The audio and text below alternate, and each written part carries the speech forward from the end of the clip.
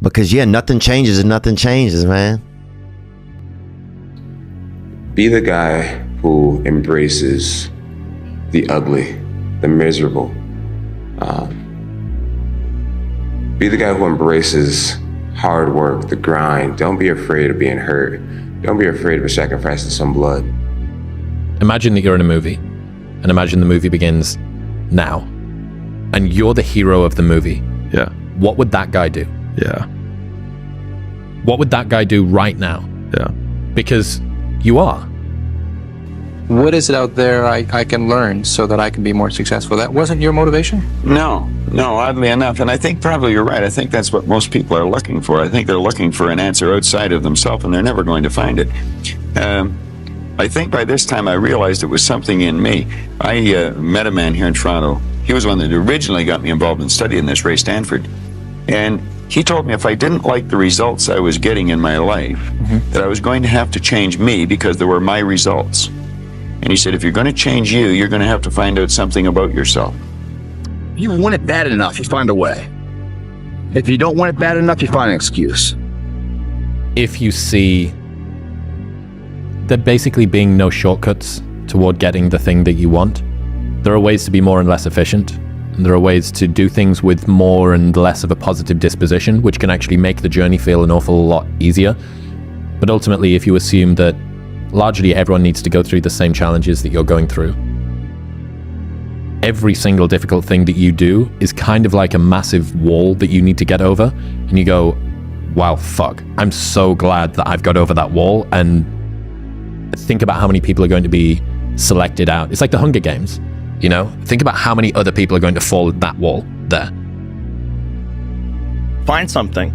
Find a thing that you genuinely enjoy, because getting good at things you genuinely enjoy is extremely beneficial.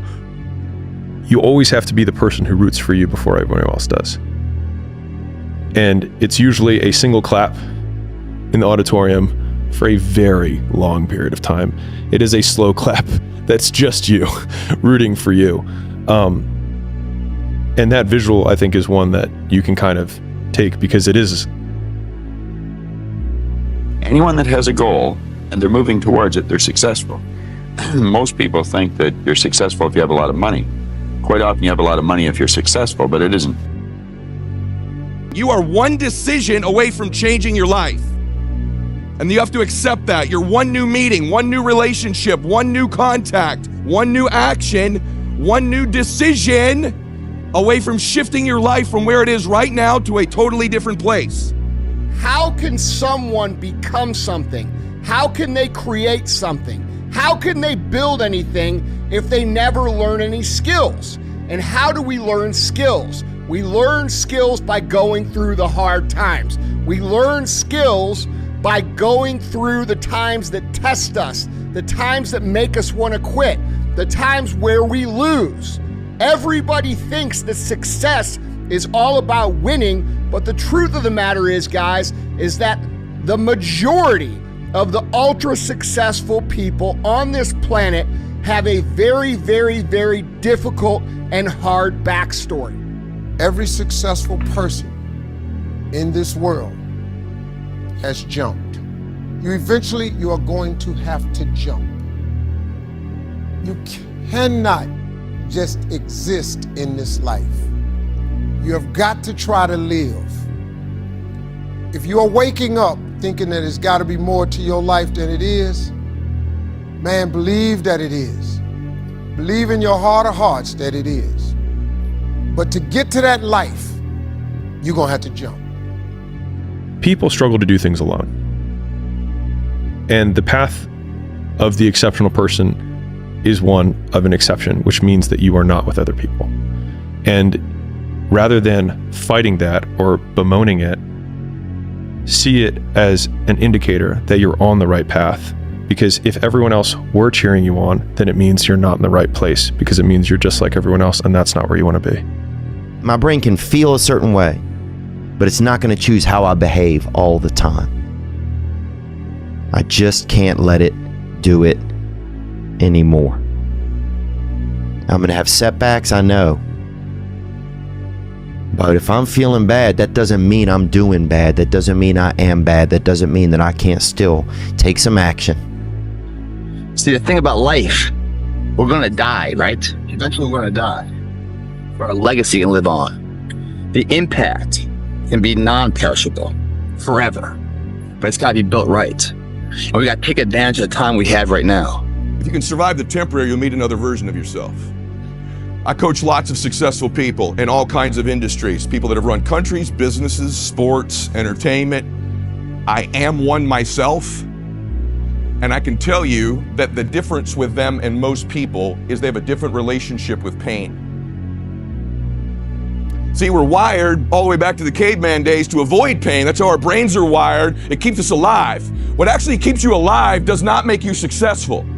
And so our proclivity is to avoid pain and discomfort. I get happier about the harder it is because I know that no one else will follow. It's a selection effect. And I think if you can shift from this is hard to no one else will be able to do this, then it flips from being this thing that you're like, oh, poor me, to oh, poor everyone else who's gonna have to fucking try. And I think that is so much more motivating as a frame for the exact same circumstance. One of my favorite quotes of all time is from Seneca, and it says, "I judge you unfortunate because you have never lived through misfortune." And I want you to really think about what that means. You have to learn to train your mind well beyond motivation. If you have motivation, that's great. That's some kindling to the fire. All it takes is a little bit of fucking spark, you can burn a whole forest up. But motivation, you have to learn to exist without it. You have to learn to be, you have to be your best self when you're least motivated. And that's the tricky part about all that shit. Motivation is just a word.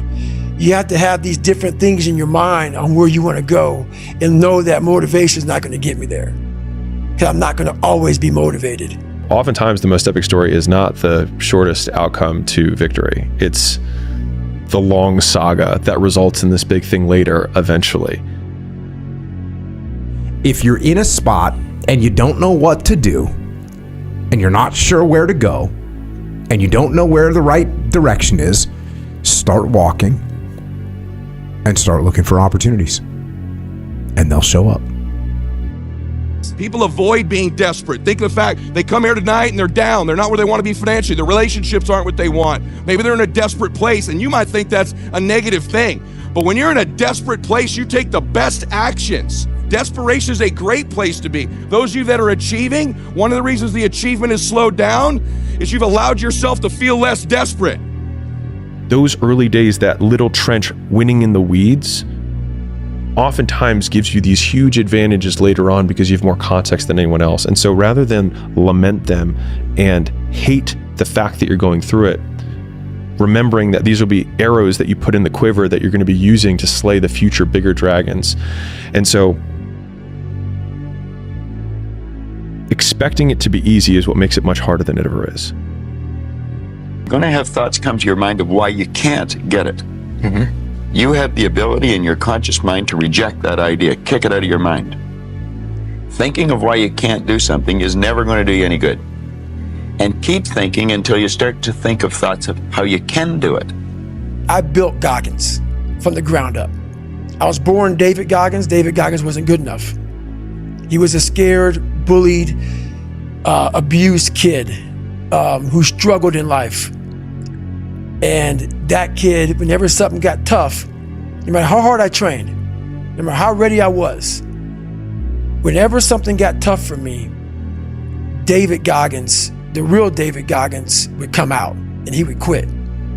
So I realized this over a period of time. So I had to build Goggins. And in that process, I had to go back to that mental lab. And that mental lab is at scratch. That mental lab is in that trained humility. And so that's where I get better.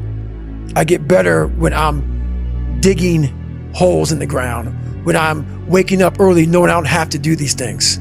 That's where I get better. We have to start looking at these times as the times that forge us, that build us, that create us, that give us the valuable skills that we need to build what it is we're trying to build, to become what it is we're trying to become, and to create what it is we are trying to create. Get back to fucking work. It's time to get back to work. Stop hearing yourself talk. Get off the podcast. Don't be on social media too much. Cut out all the fucking noise. Get back to the fucking mental lab, because that's where the knowledge came from. Stop crying and grip the handlebars. Just grab the bar.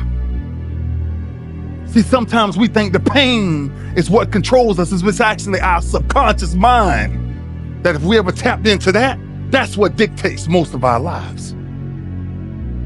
I'm so strongly believe that people can change their life because I watched my hero do it. I watched my hero change from living terribly as a father and a husband and a person into the last 35 years of his life being the best man I've ever met. So when I say I believe people can change, I say that from experience. I watched my hero do it. Hardness, mental hardening, mental toughness, it's a perishable skill.